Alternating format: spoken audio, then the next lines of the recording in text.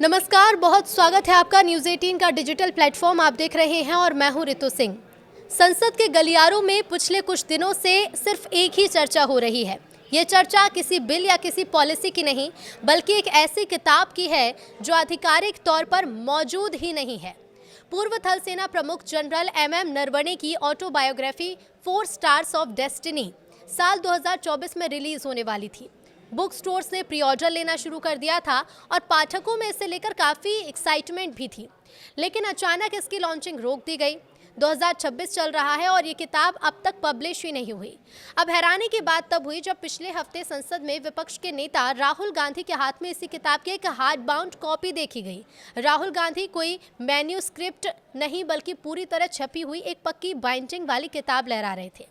अब सवाल ये उठता है कि जो किताब रक्षा मंत्रालय की क्लियरेंस के बिना प्रेस में ही नहीं जानी चाहिए थी, वो राहुल गांधी तक आखिर कैसे पहुंची? तो पूर्व सेना प्रमुख जनरल एम नरवणे की अब तक अप्रकाशित किताब को लेकर चल रहे विवाद पर अब कांग्रेस नेता और लोकसभा में नेता विपक्ष राहुल गांधी ने बड़ा बयान दिया।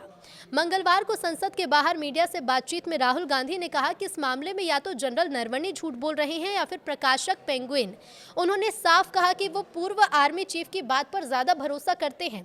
पूर्व army chief general M Naravane की किताब का विवाद बढ़ता जा रहा है और इस किताब के विवाद के मामले में एफआईआर भी हो चुकी है।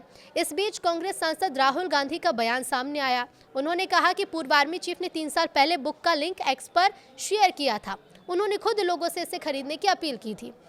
राहुल गांधी ने कहा कि मुझे पूर्व आर्मी चीफ पर भरोसा है कि वो झूठ नहीं बोलेंगे। तो कि देखिए, किताब को लेकर हंगामा मचा हुआ है। लगातार ये मामला बढ़ रहा है और थाने तक भी पहुंच गया। विवाद बढ़ने के बाद कांग्रेस सांसद राहुल गांधी ने कहा कि किताब का लिंक खुद पूर्व सेना प्रमुख ने एक्स पर शेयर किया था। ऐसे में या तो नरवणे झूठ बोल रहे हैं या फिर पेंगुइन झूठ बोल रहा है। राहुल गांधी ने कहा कि मुझे नहीं लगता कि पूर्व आर्मी चीफ झूठ बोलेंगे, मुझे उन पर भरोसा है। अब राहुल गांधी ने जिस पोस्ट को लेकर बयान दिया उस पर दावा किया जा रहा है कि वो साल 2023 का है। सोशल मीडिया पर पोस्ट काफी वायरल है और राहुल ने भी उसी का हवाला देकर ये बयान दिया। आपको बता दें कि जनरल नरवणे की अनपब्लिश्ड किताब के सर्कुलेशन की जांच के लिए दिल्ली पुलिस ने एफआईआर दर्ज की है। इस पर राहुल ने कहा है कि मिस्टर नरवणे का एक ट्वीट है जिसमें लिखा है कि बस मेरी किताब के लिंक को फॉलो करें। मैं जो कहना चाह रहा हूं वो ये कि या तो मिस्टर नरवणे झूठ बोल रहे हैं या फिर पेंगुइन झूठ बोल रहा है। मुझे नहीं लगता कि पूर्व आर्मी चीफ झूठ बोलेंगे। अब राहुल गांधी के मुताबिक पेंगुइन का कहना है कि किताब पब्लिश नहीं हुई, लेकिन किताब अमेजॉन पर उपलब्ध है। राहुल गांधी ने कहा कि जनरल नरवणे ने एक्स पर लिखा कि प्लीज 2023 में मेरी किताब खरीदें, मुझे पेंगुइन से ज्यादा नरवणे जी पर भरोसा है। क्या आपको नरवणे जी से ज्यादा पेंगुइन पर भरोसा है? राहुल गांधी ने कहा कि मुझे लगता है कि नरवणे जी ने अपनी किताब में कुछ ऐसी बातें कही हैं जो भारत सरकार और भारत के प्रधानमंत्री के लिए असुविधाजनक हैं। जाहिर है आपको तय करना होगा कि पेंगुइन सच बोल रहा है या पूर्व आर्मी चीफ। राहुल ने संसद परिसर में कहा कि उन्हें नरवणे की बात पर पूरा भरोसा है। जनरल नरवणे ने पेंगुइन इंडिया के ट्वीट का एक स्क्रीनशॉट लेकर 15 दिसंबर 2023 को ट्वीट किया था।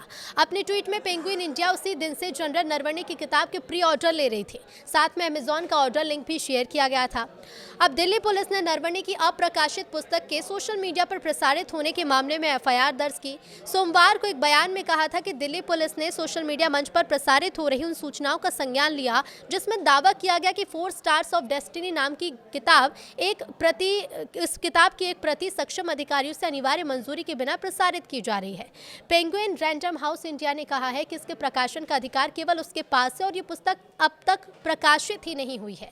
प्रकाशन ने सोमवार को एक बयान दिया और इसमें कहा कि पुस्तक के किसी भी रूप में कोई भी प्रति जारी नहीं की गई। पेंगुइन रैंडम हाउस इंडिया ये स्पष्ट करना चाहता है कि जनरल नरवणे द्वारा लिखित आत्मकथा 4 स्टार्स ऑफ डेस्टिनी के प्रकाशन अधिकार केवल उन्हीं के पास है। उन्होंने कहा कि हम ये स्पष्ट करना चाहते हैं कि पुस्तक का प्रकाशन अब तक हमने नहीं किया है और साथ ही ये भी चेतावनी दी है कि अगर वर्तमान में प्रसारित हो रहे पुस्तक के संस्करण को कॉपीराइट उल्लंघन भी माना जाएगा। पूर्व army chief general Manoj Mukund Naravane की किताब को लेकर विवाद लगातार बढ़ रहा है। कई प्लेटफॉर्म्स पर हम देख रहे हैं कि इस किताब की कुछ कॉपी लीक हो गई हैं, जिसके बाद इसमें बताई गई चीज़ों को लेकर संसद से लेकर पूरे देश भर में बवाल मचा हुआ है। फिलहाल पुलिस में एफआईआर भी दर्ज कर ली गई और पता ये लगाया जा रहा है कि किताब आखिर लीक कहां से हुई। अब इस मामले में किताब के पब्लिशर पेंगुइन इंडिया की तरफ से भी सफाई सामने आई। तो देखिए किताब, लेकिन ये भी जानना आपके लिए ज़रूरी है कि आखिर जब कोई भी किताब छपती है तो ये पब्लिश कैसे होती है, इसे रिलीज़ करने के क्या नियम होते हैं, और साथ ही आप ये भी भी जान लीजिए कि पूर्व आर्मी चीफ की किताब को अप्रूवल के लिए सेना के पास क्यों भेजा गया है। तो पब्लिशर पेंगुइन ने क्या कहा वो हमने आपको बता दिया। पब्लिशर का ये कहना है कि किताब को लेकर जो विवाद हो रहा है इसे लेकर कहा गया है कि भारतीय सेना के पूर्व प्रमुख जनरल मनोज मुकुंद नरवणे की यादों पर आधारित किताब, इसकी पब्लिशिंग राइट्स सिर्फ हमारे पास हैं। बयान में साफ कहा गया कि किताब अभी तक प्रकाशित नहीं हुई और किताब की कोई भी कॉपी, ना ही प्रिंट ना ही डिजिटल, अभी तक ना तो बांटी गई है, ना बेची गई है, ना ही जनता के लिए उपलब्ध कराई गई। और ऐसे में बता दें आपको कि रक्षा मंत्री राजनाथ सिंह ने भी ये कहा था कि सदन में उन्होंने साफ कहा था कि ऐसी किताब का अस्तित्व ही नहीं है। ऐसे में नॉन एग्जिस्टेंट किताब का राहुल गांधी के पास होना कई सवाल खड़े करता है। क्या ये पब्लिशर की गलती थी या सिस्टम में कोई बड़ी सेंध? बजट सत्र के बाद जब पीएम मोदी धन्यवाद प्रस्ताव पर बोलने वाले थे तभी राहुल गांधी ने एक मैगजीन के आर्टिकल का हवाला देना शुरू किया था। यह आर्टिकल जो है ये नरवणे की उसी अप्रकाशित किताब पर आधारित था। राहुल गांधी ने सिर्फ 5 मिनट ही भाषण दिया होगा, लेकिन उनके दावों ने सत्ता पक्ष को कई सवाल भी खड़े किए। गृह मंत्री अमित शाह और रक्षा मंत्री राजनाथ सिंह ने तुरंत मोर्चा संभाला था और राहुल गांधी पर हमला बोला था। राजनाथ सिंह ने चुनौती देते हुए पूछा था कि क्या वो किताब पब्लिश हुई है, अगर हुई है तो कोट कीजिए, वरना ऐसी बातों का हवाला देना भी ठीक नहीं। राहुल गांधी ने इस चुनौती को स्वीकार किया था और 2 दिन बाद संसद में 4 स्टार्स ऑफ डेस्टिनी की फिजिकल कॉपी लेकर पहुंच गए थे और यहाँ तक कह दिया था कि ये किताब प्रधानमंत्री को गिफ्ट करना चाहते हैं। और इस घटना ने सरकार और सुरक्षा एजेंसियों की चिंता को भी बढ़ाया। अब इस मामले में सबसे बड़ा मोड़ तब आया जब दिल्ली पुलिस ने किताब के लीक होने को लेकर एफआईआर दर्ज की। इंटरनेट पर इस किताब की एक pre print copy PDF format में धड़ल्ले से शेयर हो रही है। हालांकि publisher penguin random house India यानी PRHI ने से 9 फरवरी को एक बयान जारी कर सभी दावों को भी खारिज कर दिया और कहा कि उन्होंने किताब की कोई भी कॉपी प्रिंट नहीं की है, ना ही इसे डिजिटल रूप में बेचा है या फिर बांटा है। लेकिन जमीनी हकीकत कुछ और ही इशारा करती है। रिपोर्ट्स के मुताबिक दिल्ली के कई पुराने बुक स्टोर्स ने इस बात की पुष्टि की है कि 2024 में किताब की कॉपियां उनके पास पहुंच चुकी थी।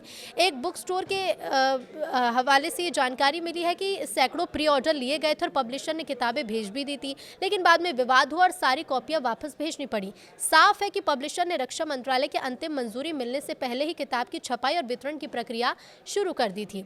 अब पब्लिशर कंपनी ने चेतावनी जारी करते हुए बताया कि इस किताब की कोई भी कॉपी या उसका कोई भी हिस्सा अगर कहीं भी सर्कुलेशन में है तो वो गैर कानूनी माना जाएगा, चाहे प्रिंटेड हो, डिजिटल हो या पीडीएफ या किसी भी ऑनलाइन ऑफलाइन प्लेटफॉर्म पर वो उपलब्ध हो, इससे कॉपीराइट उल्लंघन ही माना जाएगा। लेकिन फिर से उस बात पर लौटते हैं कि आखिर कोई भी किताब छपती कैसी है, इसकी पब्लिशन की प्रक्रिया क्या होती है।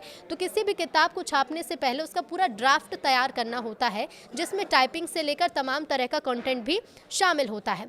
अब किताब का ड्राफ्ट तैयार होने के बाद इसकी एडिटिंग और प्रूफ रीडिंग होती है। कंटेंट में मौजूद गलतियों को ठीक करने के लिए प्रोफेशनल हायर किए जाते हैं। इसके बाद पब्लिशिंग की बारी आती है, जिसमें 2 तरह की चीज़ें शामिल हैं।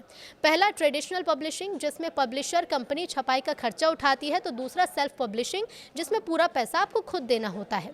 आमतौर पर किताबें बड़े पब्लिशर जैसे राजकमल, वाणी या पेंगुइन के पास भेजी जाती हैं। यहाँ पब्लिशिंग राइट्स से लेकर कीमत और बाकी चीज़ें तय होती हैं।